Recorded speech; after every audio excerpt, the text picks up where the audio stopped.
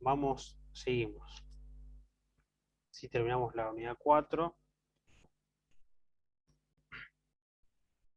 Bueno, hasta acá. Listo. Esta era la última parte de tipografía. Voy con la segunda de Haslam. ¿Sí?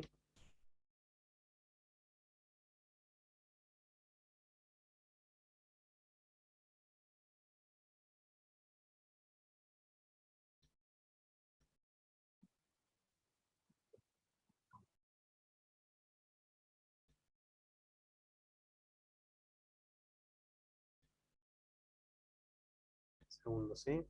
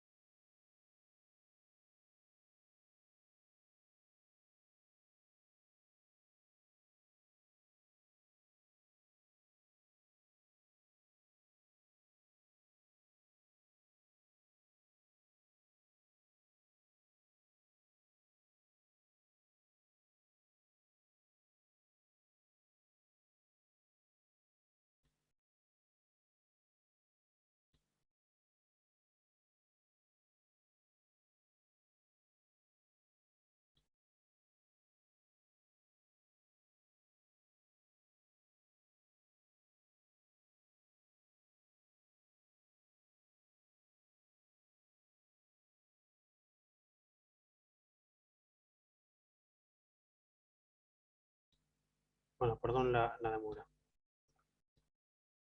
Ahí se ve, ¿no? Sí. Tipos de narraciones, ¿no? Eh, bueno, una vez ya visto la parte de tipografía de Haslam, de había vertido Pelta, bueno, vamos a pasar a lo que es tipo imagen, ¿no? Y acá hay dos aspectos que tenemos que ver, ¿no? Que son la relación texto-imagen de manera clásica, como vamos a ver ahora, y después hay relaciones de texto-imagen mucho más complejas que son el diseño de información. Eso sí lo vamos a ver en las próximas clases, porque de hecho está justamente en la unidad 5, que es el texto de Rico. ¿Sí? Para pensar, ¿no? El análisis, ¿no? De una tipología editorial puntualmente, tenemos estos tres tipos de narración, ¿no? La narración lineal, ¿sí? Que es aquella que tiene un texto corrido. Tengo el gato saltándole a una mosca. Bueno, y la narración doble, que es aquella que tiene toda una narración y debajo tiene otra narración paralela que da cuenta, por ejemplo, las líneas de tiempo se ubican por ejemplo, los libros de texto, las enciclopedias que debajo tiene una línea de tiempo, bueno, eso es una narración doble, ¿no? Y narración dinámica es una narración que te muestra una narración, una doble página y otra narración distinta en la siguiente doble página y va intercalando, ¿no? O puede tener en una página puntualmente una determinada narración y en la segunda otra narración diferente. Tendría que haber traído ejemplos de esto, me olvidé, pero se los voy a traer en breve. La navegación dentro de una página, eso ya es natural, ¿no? Porque de acuerdo a cómo sitúen, digamos, los elementos, ¿no? Va a estar configurada la navegación. Por supuesto que hay elementos que ustedes saben que atraen al ojo, que terminan siendo el centro, ¿no? Por ejemplo, si hay algún elemento que tiene mucho más peso, ¿no? En el centro de una doble página, eso atrae, digamos, al lector, pero a partir de ahí la lectura se vuelve de izquierda hacia derecha, ¿no? El modo occidental que tenemos de leer. ¿Sí? Eh, de tal manera que esas son las cosas que el editor, digamos, tiene que estar como al tanto, ¿no? Digamos, cómo están, digamos, configurados los elementos para, eh, cómo están puestos o escritos los elementos para configurar navegación dentro de una página, ¿no? Los espacios en blanco. Son centrales, ¿no? Porque funcionan justamente dentro de las jerarquías textuales y las jerarquías visuales, ¿no? Hay serie de imágenes, ¿no? Que tienen jerarquía de manera importante en el texto. Salgo de clase, lo, bueno, Victoria, que tengas buen día.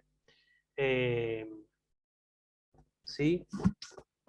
Entonces, los espacios en blanco no son centrales porque no solo indica que respiran, ¿no? El texto, ¿no? Sino que a su vez tienen lugares, permiten usos estratégicos del texto que configuran de otra manera la experiencia de lectura. Por ejemplo, el margen este que yo les mostraba de Pelta, ¿no? Que yo estoy viendo en el texto, permite que en esos blancos los márgenes sean usados como blanco para notas al pie, por ejemplo, ¿no? Pero en general es esto, ¿no? Buscan también un equilibrio, ¿no? En su uso para evitar páginas sobrecargadas o vacías de contenidas, ¿no? Que no haya mucho blanco, pero ni que no sea una pieza como muy cargada como esas postmodernas, ¿no? Sino que el uso blanco es estratégico, ¿no? Permite respirar eh, a la página y a su vez no sobrecargar la vista con tantos elementos, ¿sí? Después hay, bueno, tienen tipos de equilibrio. Estos tienen los ejemplos puntuales. En Haslam tienen 4 eh, tipos de equilibrio: simétrico, casi simétrico, asimétrico o tipográfico. Estos equilibrios están basados en la tipografía. Y dentro de los tipos de simetría está la simetría clásica, la invertida, radial o biaxial. ¿Sí? Estos están puntualmente eh, en el caso en el libro de Haslam. ¿Sí? Por supuesto que todos estos elementos se ven muy claros, ¿no? En una doble página, ¿no? En general, piensen siempre en una lectura en una doble página para lograr ver cómo funcionan, ¿no? Estos elementos de composición. La yuxtaposición, ¿sí? Es un situar, ¿no? Dos imágenes yuxtapuestas, ¿sí? Pero esa yuxtaposición no tiene que ser arbitraria, sino que tiene que estar diciendo algo, ¿no? Por ejemplo, un clásico es un antes y un después. Antes, un cambio, digamos, de proceso. Antes era así, después es así, ¿sí?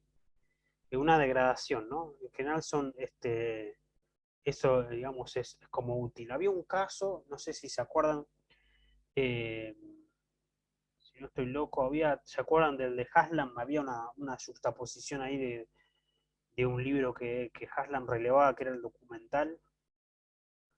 Me parece que era una juxtaposición, ahora no recuerdo bien. Pero también puede ser efectivamente con dípticos, trípticos o polidípticos, ¿no? Que sean varias imágenes que den cambio de un proceso, ¿sí? Lo que tiene de particular es esto, digamos, ¿no? Que a partir de las conexiones que se establecen entre las imágenes, lo que hace es mejorar, ¿no? Esa narración que establecimos desde el principio, ¿sí? Como con una publicación tan radical como Reagan. Eh, Le pregunto a los diseñadores a ver si existe alguna revista que tenga, ¿no? A los diseñadores de la cátedra y al profesor. Que sea como Reagan o Emigré, digamos, que sea de ese estilo. Las revistas de diseño se consumen acá en Argentina, casi no se consumen, ¿viste? Se consumen en Estados Unidos y en lugares como muy especializados, ¿no? Entonces es raro, ¿no? Digamos, de conseguir, digamos, esas revistas. Pero te averiguo, Santiago. Eh, Después tenemos tipos de composición en base al texto o en base a la imagen, ¿no? Esto es a partir de qué elementos, digamos, tienen preponderancia. Por ejemplo, un libro de fotografía, la composición gira siempre alrededor de las fotografías del autor, ¿sí? Entonces, la tipografía y el resto de los lenguajes son secundarios, porque en realidad lo importante, efectivamente, ahí es la tipografía, ¿no? Por supuesto, tiene que haber equilibrio, ¿no? Entre eh, los elementos textuales y los elementos visuales, ¿sí? Eh, Esto que está en el final es central, dice, ¿no? Porque dice, no es solo existe un tipo de composición para una publicación, puede tener varios, así como una publicación puede tener muchas grillas,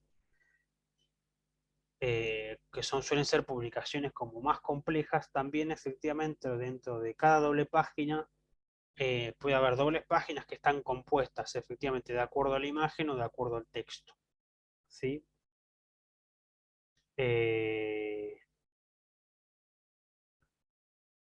Estas reglas que estamos viendo son las que rompe el posmodernismo, ¿verdad? Correcto, sí, sí. Todos estos elementos de composición son los que al posmodernismo le molestan.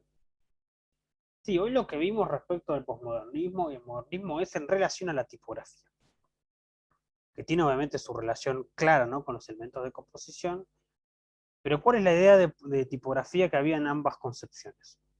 En los anteriores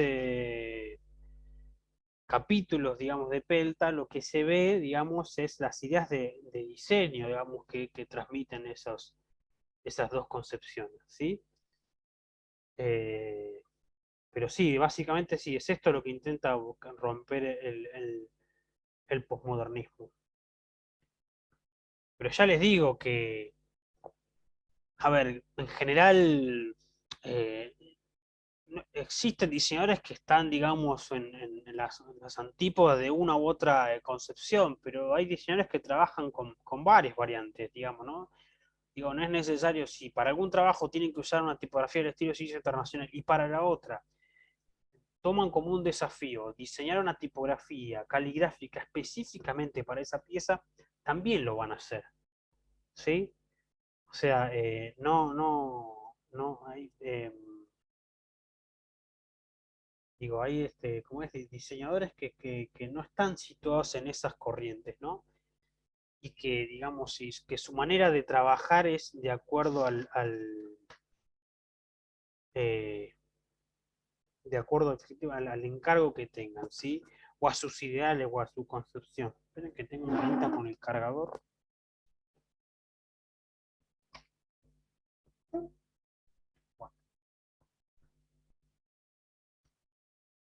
los tipos de composición, ya se me está trabando el PowerPoint.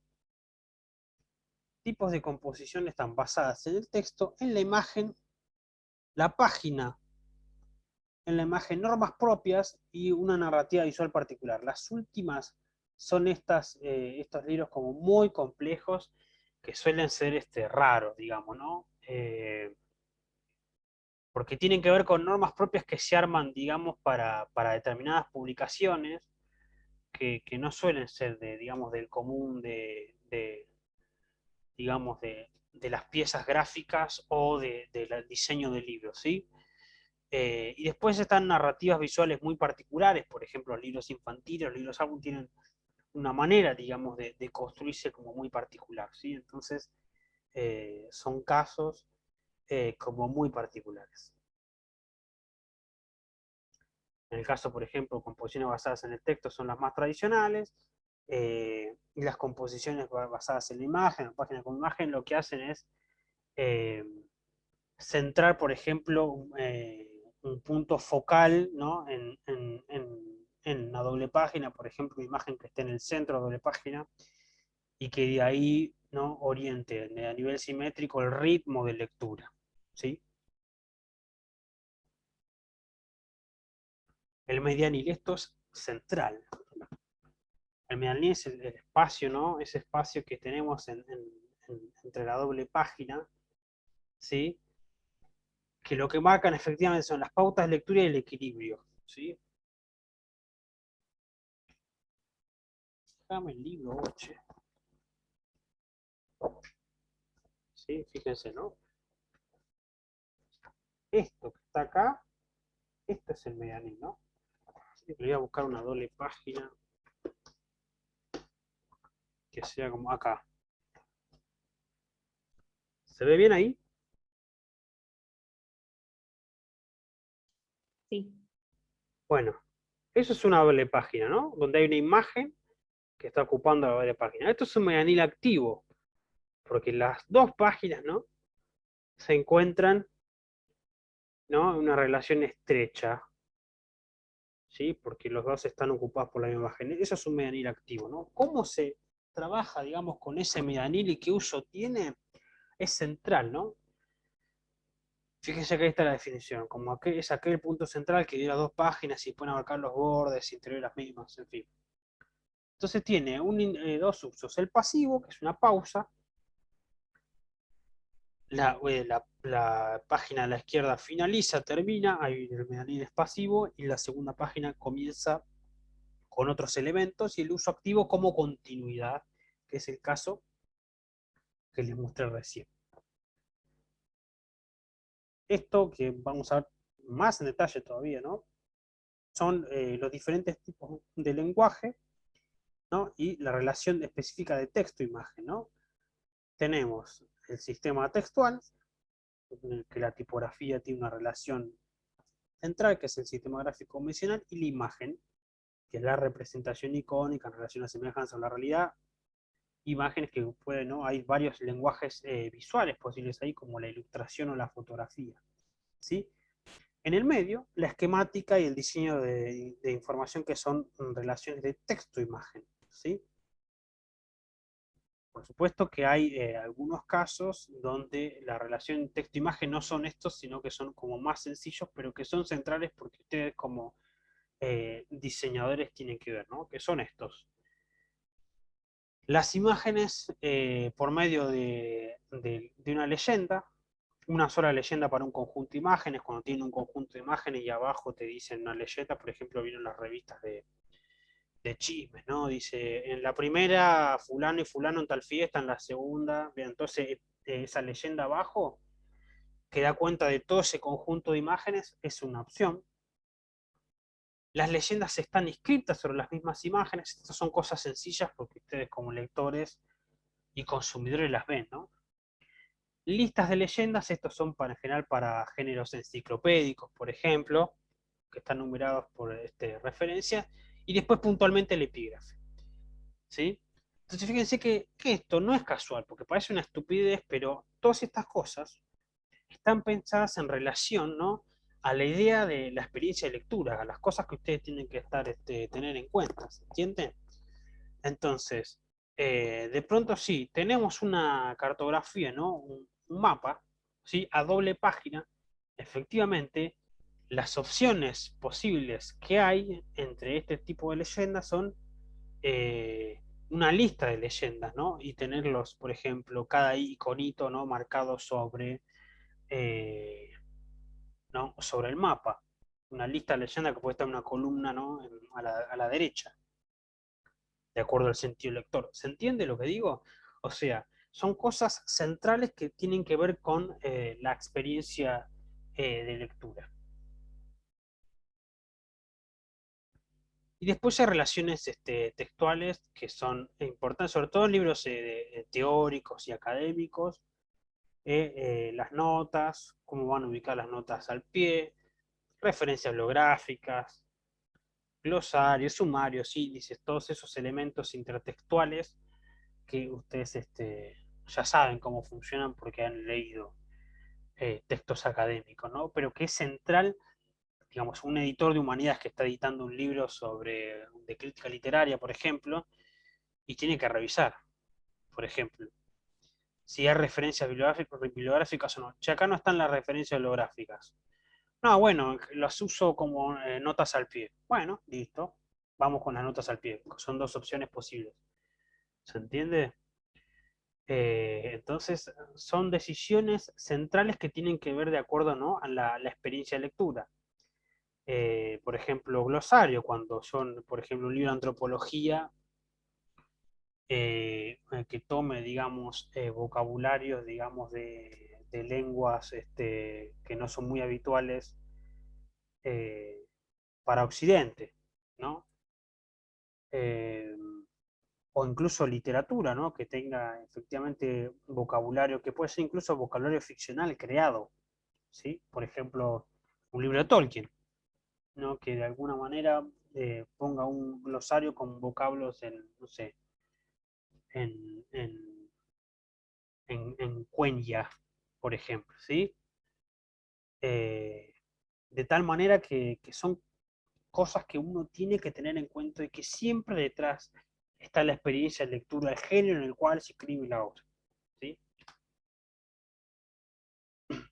Las imágenes, ¿cuánto me queda? A ver, ya estamos, elemento de la presentación, tipos de cubierta, creo que ya estamos, ya falta poquito y ya los libero. Las imágenes, ¿no? Tienen entonces variables particulares, ¿no? Se ajustan estas variables de acuerdo, obviamente, eh, al uso que se le hagan, ¿no? Y que tienen que circulan entre estos polos, ¿no? Una iconicidad y abstracción, simplicidad, complejidad, monosemia, polisemia, denotación, connotación, ¿no? Son polos como muy puntuales que uno va regulando efectivamente para que se entienda. Por ejemplo, una imagen que se le suba, ¿no? Digamos, manejar el contraste de una imagen con la página para generar un determinado efecto polisémico, ¿no? Que un lector, estos sí son elementos, digamos, donde los polos le interesan al postmodernismo, ¿no? La complejidad, la polisemia, la connotación, son elementos extremos que al postmodernismo le interesan, ¿no? Y que ustedes van a ver claramente en una composición postmoderna.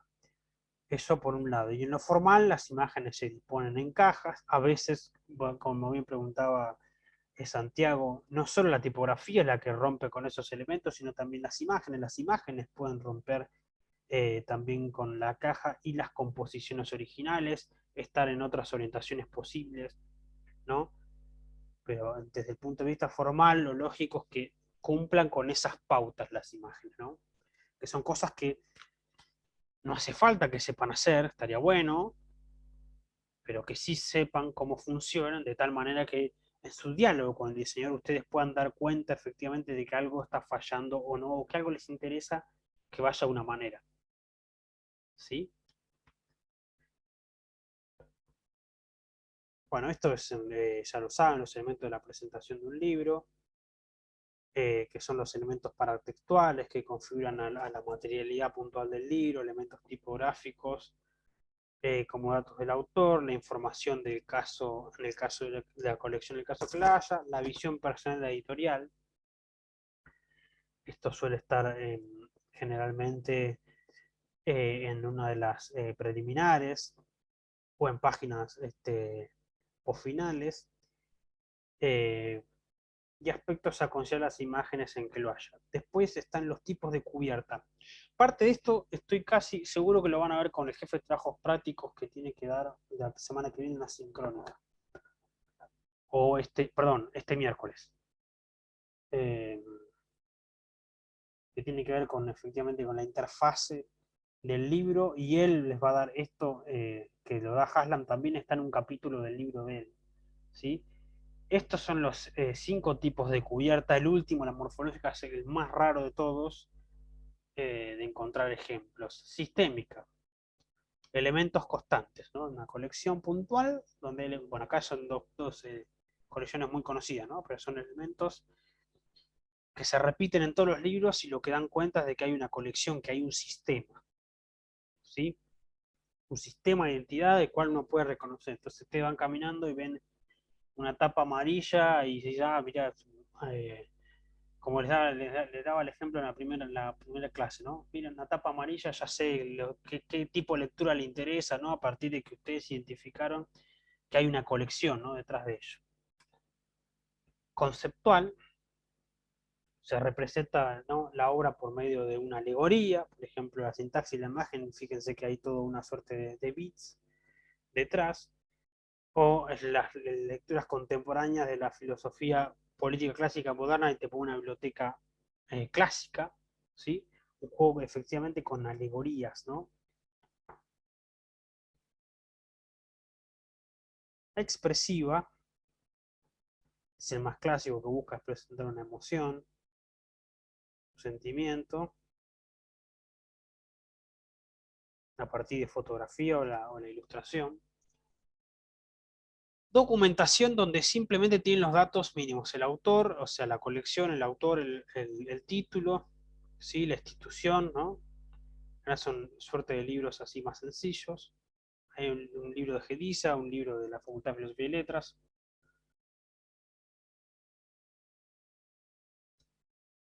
Y este es el morfológico, que es medio difícil, ¿no? Que se genera esto, una identidad gráfica a partir de determinados patrones, tramas de diseño, tramas tipográficas. Yo les juro que he buscado ejemplos y es muy difícil de conseguir ejemplos de esto. Eh, Hay uno, por ejemplo, en su momento había una colección de Tuske de una serie de policía llamada Wallander, donde cada uno formaba, cada libro formaba una letra. También pasa con los CDs esto, con los discos de música. Pero bueno, son casos como raros, digamos, y están pensados en conjuntos. Se ve más en los lomos, claro, por eso. Si este caso yo te digo es un lomo. Se formaba la palabra Wallander, digamos, cada letra, digamos, de la palabra Wallander estaba en el lomo. Eh, Así que nada. Carolina dice, la revista Rolling Stone en un momento jugaba los Rolling Stone con la contienda en los lomos. Claro, bueno, eso es un caso de... Pero me, me refiero a casos como más complejos, ¿no? Donde hay una morfología como, claro, es como en mi caso y ese son lo mismo, pero yo quizás son casos como más complejos, ¿no? De toda una tramas tipográficas, los libros de fantasy, bueno, puede ser. Bueno, si tiene ejemplos, la próxima clase los vemos. Y, o me los mandan por mail, como les sea más cómodo. ¿Sí? Bueno, ¿alguna pregunta hasta acá? Me quedé sin voz casi.